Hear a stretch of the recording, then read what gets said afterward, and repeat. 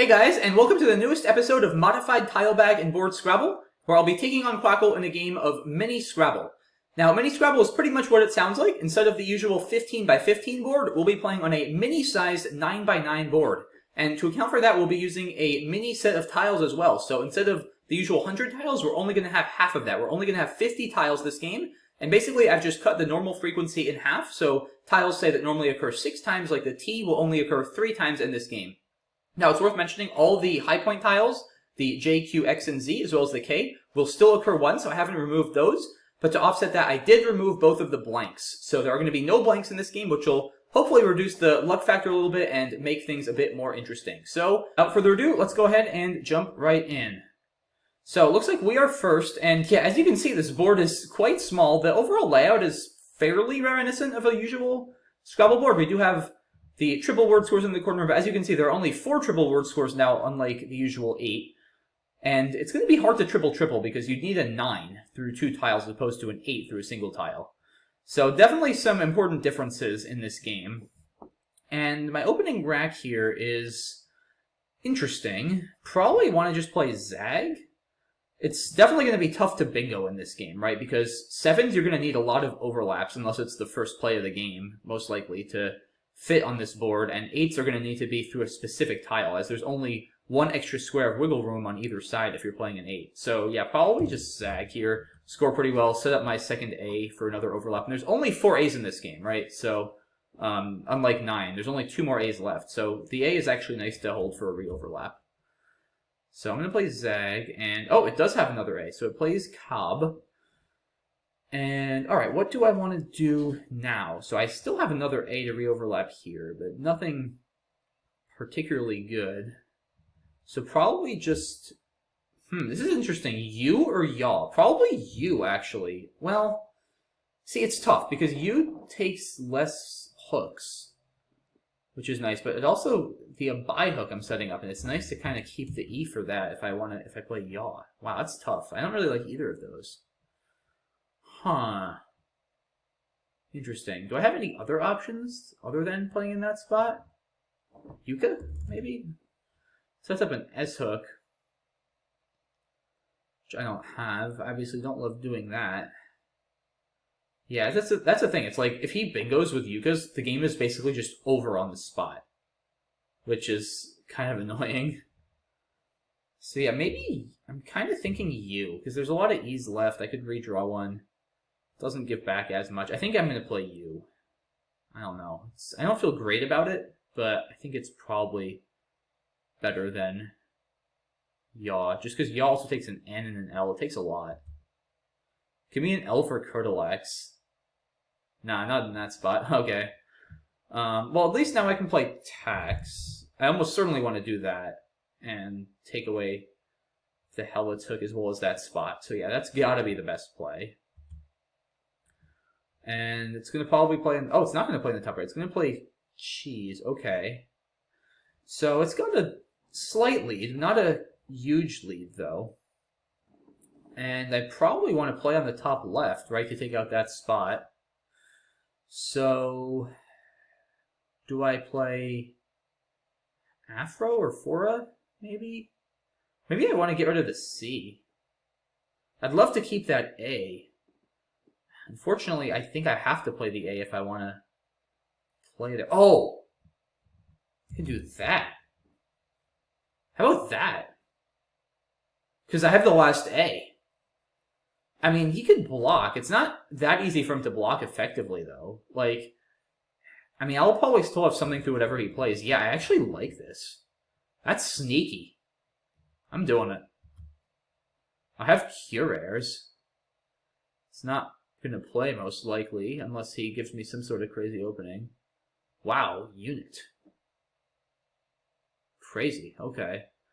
So, I can play... Do I have anything... any 5s here? Not really. Not with the C, at least, I don't think. So I don't have anything great with Afro. I wonder if I should just wait on using that. Maybe just Cur? Like, I'm still down a bit, but this really doesn't give anything back. And I want to probably Well, actually, the J would be nice because of Jura for a lot. But I definitely don't want to... I mean, this pool is a bit consonant-heavy, I think, right? Well, maybe not, actually. There's 7 vowels and 9 consonants. But I definitely want to block this U, I think, because it's an easy scoring spot for him. Oh, wait, I have Krura. Oh. I have Krura. Yeah, that's a 5 I have a hard time seeing sometimes. I mean, yeah, that's a boatload of points. That's 51. I think I gotta do that. Yeah, I gotta do that. It keeps ES, too, which is fantastic. So I draw the J, and he plays PE, and it's tied. Wow. Okay, this is, yeah, this is gonna be pretty wild. So I have the S, which is really nice. There's 2 tiles in the bag. And I don't know, this J is probably not going to have a home. Of course, I can't exchange because there's only 2 tiles. Yikes. I mean, I think I want to just do this, right? Because, yeah, and see, the nice thing is I have an S spot here, which is going to score a lot, and he can't do anything about it. So I think what I need to do is probably, because I think I'm going to get stuck with the J and the V. But the good thing is he's probably going to get stuck too, because, I mean, there's not much he can really play to up. I mean, I guess he could try to play lineup, but if he plays lineup, I'll be able to play JO. And, like, where else is he going to go if I just do that? Like, if I, between this and Afros, I think I should have enough, unless he comes up with a scoring play. And, I mean, he doesn't have anything to the ZA, does he? Mirza doesn't work, there's no R. Cadenza. Yeah, I don't think he has anything to the ZA. Like, I don't know what he can do. I mean, he can play, like, KI. And he can play something to up. But, like, I think he's just gonna lose. Like, what? Okay, so he just plays KI, and yeah, now... Okay, and now that he got rid of his I mean, he doesn't have... I don't think he has anything, right, to this up, other than a 1-tile drop of dup, right? Like, he doesn't have anything else, does he? I really don't think so.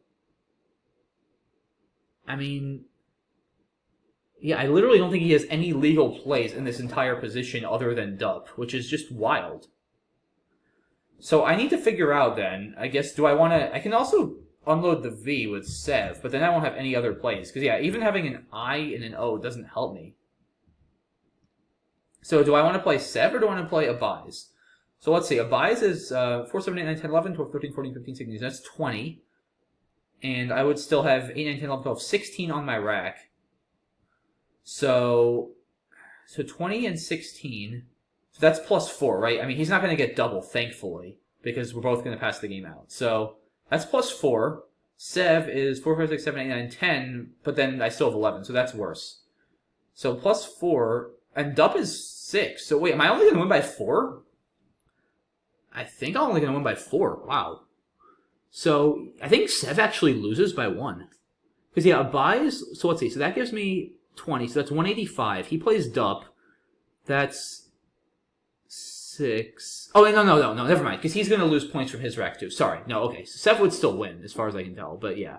No, yeah, I'm going to win by, like, probably 14 or so. Yeah, because he's going to still lose, like, 10 on his rack too. Okay.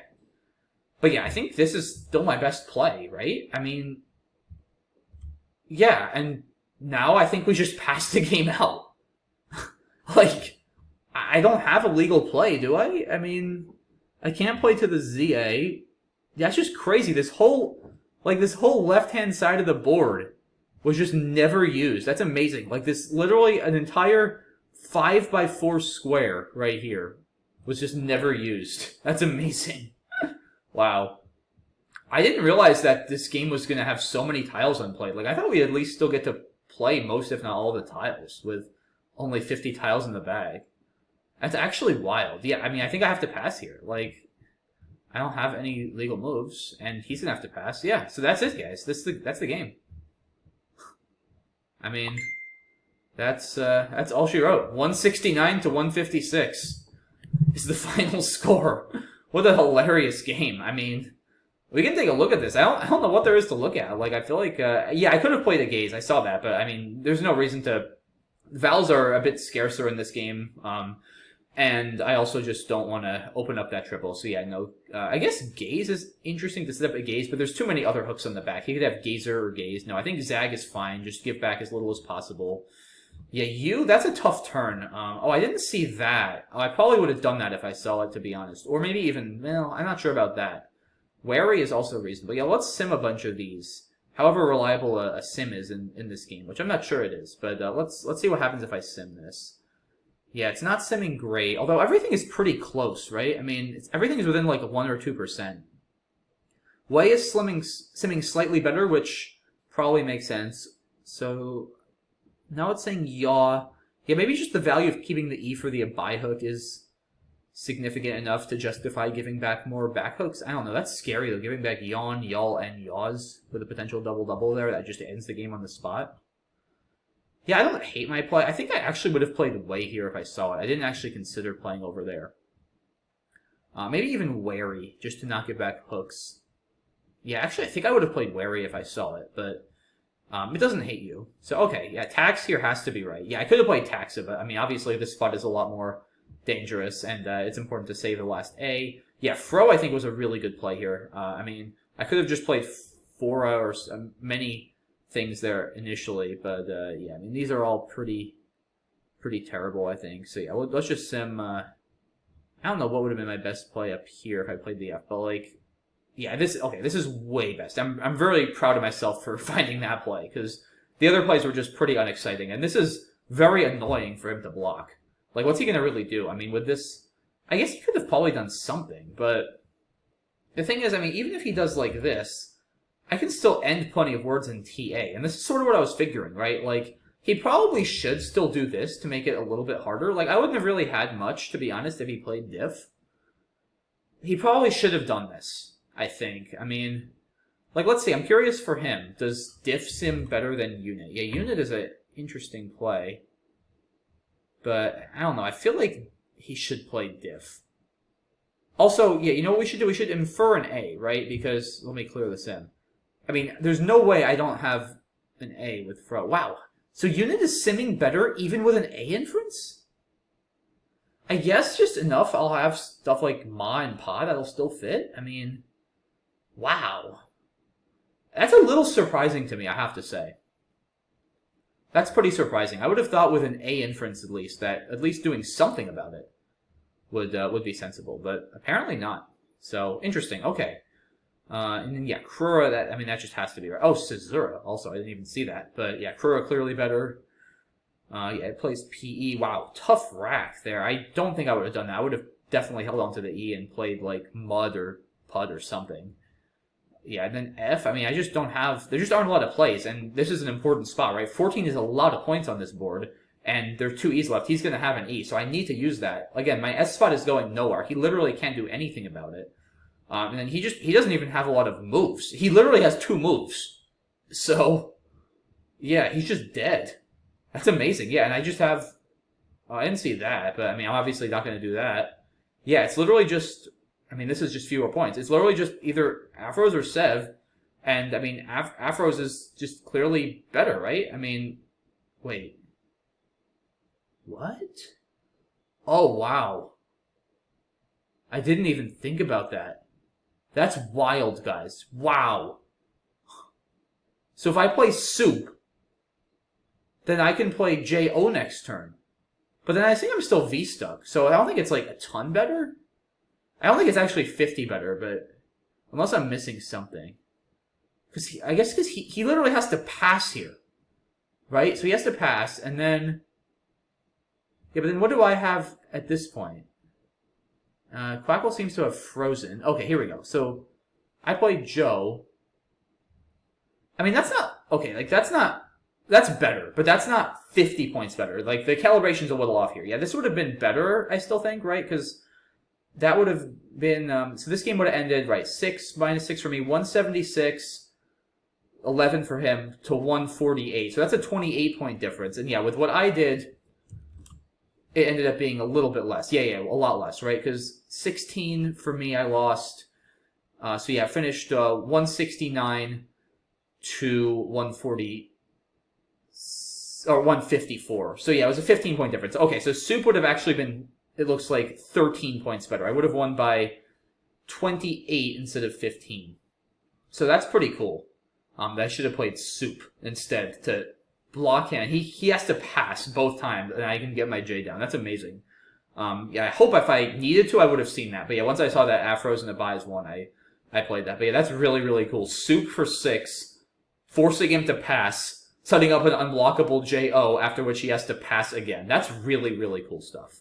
Yeah, that's really cool. But yeah, once again, the game ended here because after my play of Buys and Afros and his play of Dup, we both had to pass the game out. And once again, the game ended by a score of 169 to 156 in my favor. So yeah, what a game. I feel like, I mean, other than the end game, which I could have even improved upon more, that's super hard to see, though. Soup, setting up JO, that's just wild. And that he can't block it, too, is truly amazing. But yeah, pretty wild game. Really happy with my play of Fro. That's definitely a tricky one to see, and that I think really won me the game, because the 51-point Krura was pretty tough for him to overcome. So yeah, overall, I'm happy with this game. It was a really good game. Lots of fun, and like I said, just amazing that this whole top left part of the board never got used, and we both had 6 unplayable tiles. So yeah, pretty crazy stuff, but that was fun. So, you know, mini does not mean less complicated, that's for sure. We saw with this endgame in some of these plays, this is still a very strategically rich game. It's probably a little bit higher variance even than regular Scrabble, just because there's fewer turns, and like if one person lucks into a bingo, the game is almost just over on the spot. So it's probably not a very good game in practice, but you certainly do get some crazy complicated stick endgames, it seems, and those are really cool. So I wonder, like, this could actually be a good practice tool, just because you're going to get a lot of these weird stick endgames, and they can be so complicated, so being able to process those is really important. And yeah, I wonder, like, I might actually start using this as a practice tool, playing mini Scrabble and trying to get these complicated endgames where sticks are involved and trying to figure out the best way to play them. That's actually pretty cool. So maybe I discovered something new here. I don't know. But in any case, I hope you guys enjoyed this video and got a kick out of it. And yeah, I'll be back for the next version of Modified Tile Bag and Board Scrabble soon. So I look forward to seeing you all there. Thanks again, guys, and have a good one. Bye-bye.